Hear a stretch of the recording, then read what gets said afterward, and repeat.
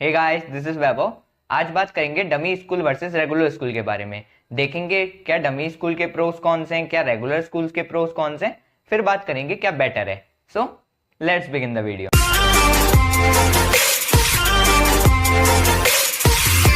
सबसे पहले बात करते हैं रेगुलर स्कूल के बारे में। रेगुलर स्कूल का जो सबसे बड़ा प्रो है वो है टाइम मैनेजमेंट स्किल। अब ये एक ऐसी स्किल है जो तुमको पूरी लाइफ में काम आएगी। तुम रोज 8 से 2 स्कूल जा रहे हो तो इसके बाद वाला जो टाइम है वो तुम्हारे पास इतना ज्यादा नहीं है कि तुम उसमें खेल भी सको, घूम भी सको और किसी तरह से अपनी स्टडीज भी मैनेज कर सको। अगर तुम्हें अपनी कॉम्पिटिटिव स्टडीज को साथ में लेके चलना है तो तुमको डेफिनेटली जो वो बाद का टाइम है उसको बहुत प्रिसाइसली, बहुत एक्यूरेटली यूज करना पड़ेगा। सो ये एक स्किल है जो तुम रेगुलर स्कूल जाके डेवलप कर पाओ। सेकंड प्रो इज रिव्यू या प्रीव्यू।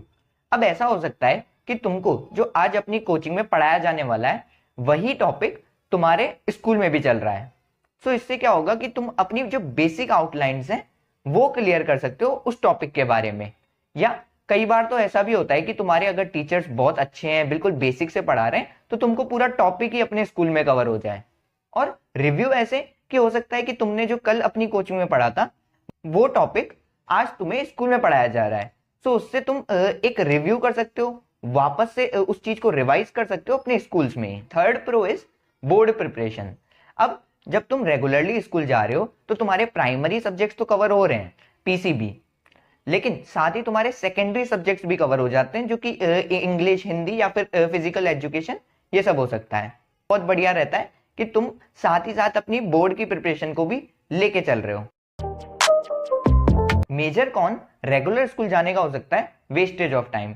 कई बार ऐसा हो सकता है कि तुम्हारे जो टीचर्स है वो तुमको बेसिक से नहीं पढ़ा रहे हैं, जो वो पढ़ा रहे हैं वो तुमको समझ नहीं आ रहा, वो बस अपने नोट्स को रीड करके चल जा रहे हैं। सो ऐसे में सिर्फ तुम्हारा टाइम वेस्ट होता है और कुछ। सेकंड कॉन जो हो सकता है वो हो सकता है पुलिंग द लेग।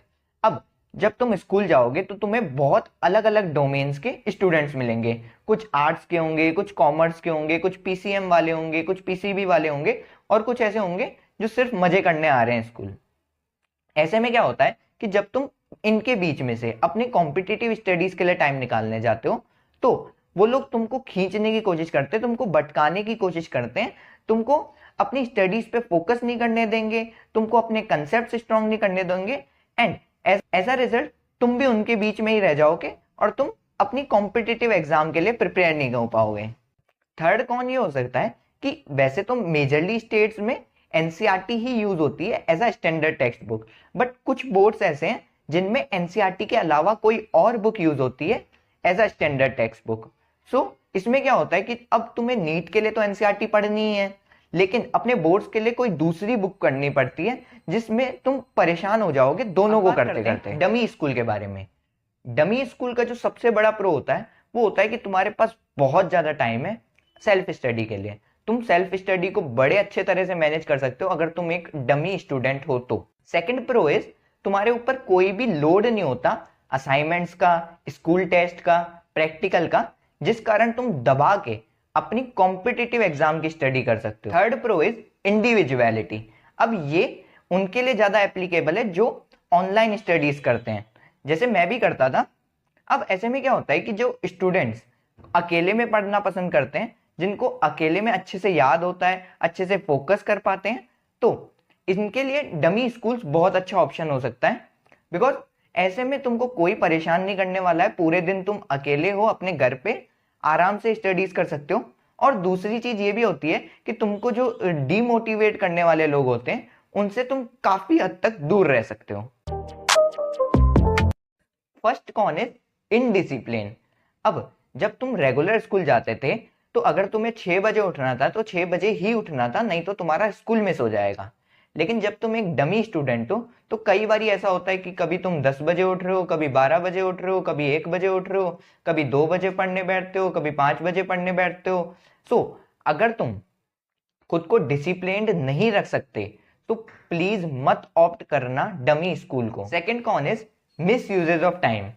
अब more time equals to more study कई बारी सही नहीं होता। अगर तुम्हारे पास ज्यादा टाइम है तो ये भी चांसेस ज्यादा हो जाते हैं कि तुम उसका मिस यूज करोगे।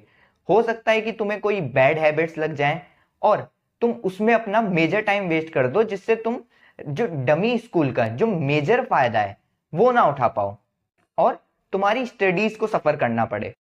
Third con is lack of competition. अब ये भी अधिकतर उनके लिए एप्लीकेबल है जो ऑनलाइन स्टडीज कर रहे हैं। तो जब तुम ऑनलाइन पढ़ रहे हो तो तुम्हारे पास अपने कंपटीशन का कोई एनालिसिस नहीं है कि तुम्हारा कॉम्पिटिटर कितना स्ट्रांग है, कितना वीक है, क्या उसकी स्ट्रांगनेस है, क्या वीकनेस है, तुम्हें कुछ नहीं पता। अब यहाँ पे दो वे हो सकते हैं, जिसमें ये एक प्रो भी हो सकता है, एक कॉन भी हो सकता है।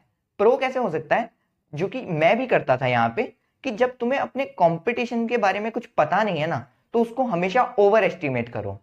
कि अगर तुम्हें लगता है कि तुम 5 घंटा पढ़ रहे हो, तो सोचो कि तुम्हारा कॉम्पिटिटर 6 घंटे पढ़ रहा है। इस तरह से तुमको अगले दिन 6 घंटे पढ़ना है। सो ये तुम्हारे लिए प्रो की तरह काम करेगा। और ये कौन ऐसे हो सकता है कि तुम अपने ओपोनेंट को, अपने कॉम्पिटिटर को अंडर एस्टिमेट कर रहे हो। कि तुम अगर 5 घंटा पढ़ रहे हो तो तुम सोच रहे हो कि वो 4 घंटा पढ़ रहा होगा, तो इससे क्या होगा कि तुम भी अगले दिन 4 घंटे पे ही आ जाओगे। सो इस तरह से ये एक प्रो भी बन सकता है, कॉन भी बन सकता है। अब बात आती है which one is better, either to go with regular school और विथ डमी स्कूल। सो इसका जो आंसर होगा वो एक सब्जेक्टिव आंसर होगा, ये एक ऑब्जेक्टिव आंसर नहीं हो सकता। मैं तुम्हें अलग अलग कैटेगरीज बता देता हूं, उसमें क्या बेस्ट होगा वो बता देता हूं, और फिर तुम अपने हिसाब से डिसाइड करना कि तुम किसी कैटेगरी में लायक है। एक कैटेगरी ये हो सकती है कि तुम्हें अकेला पढ़ना अच्छा लगता है, तुम अकेले में बहुत अच्छे से फोकस कर पाते हो, बहुत कॉन्सेंट्रेट कर पाते हो, जैसा कि मैं भी था। तो तुम्हें रेगुलर स्कूल्स को छोड़ के डमी स्कूल्स की तरफ जाना चाहिए।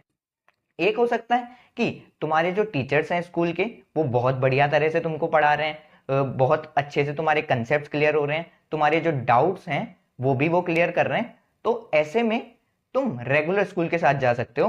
बट अगर तुम्हारे टीचर्स तुम्हें बेसिक से नहीं पढ़ा पा रहे हैं, तुम्हें उनका समझ नहीं आ रहा है, साथ ही वो तुम्हारे जो डाउट्स हैं उनको भी क्लियर नहीं कर रहे हैं, तो ऐसे में तुम डमी स्कूल के साथ जा सकते हो। सो ये कुछ कैटेगरीज थी। अब तुम्हें डिसाइड करना है कि तुम किस कैटेगरी में हो, और फिर अपने हिसाब से बेस्ट को तुम चुन सकते हो। So this was whole from my side. Thanks for watching.